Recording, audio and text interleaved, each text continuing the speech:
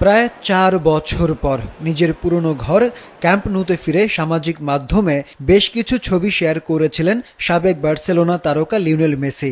যে camp Nou সাজানো হয়েছে নতুন আঙ্গিকে, নতুন সাজে।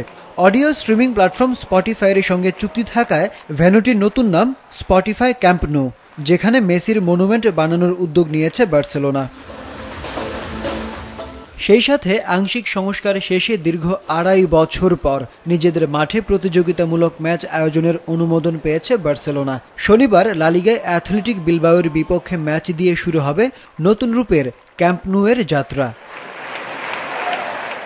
ক্যাম্প ন্যুয়ের গ্যালারিতে সিট সংখ্যা বাড়লেও শনিবার বিলবাওয়ের বিপক্ষে মাত্র ৪৫,৪০১ জন দর্শক মাঠে বসে খেলা উপভোগ করতে পারবে। আগে ক্যাম্প ন্যুতে দর্শক ধারণ ক্ষমতা ছিল ৯৯,০০০। সংস্কার শেষে এটা বেড়ে হবে ১,০৫,০০০। বেশ কয়েকবার ক্যাম্প ন্যুতে ফেরার সম্ভাবনা থাকলেও নানা জটিলতায় সেটা সম্ভব হয়নি। তবে এবার নিয়মিত এখানে ম্যাচ আয়োজনের আশা করছে বার্সেলোনা কর্তৃপক্ষ। এক সপ্তাহ আগে ক্যাম্প ন্যুতে দীর্ঘ সময় পর অনুশীলন করে বার্সার খেলোয়াড়রা।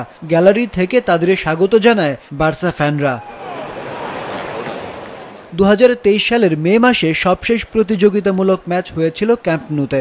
এরপর ১৫ কোটি বিলিয়ন ইউরো ব্যয়ে শুরু হয় সংস্কার কাজ।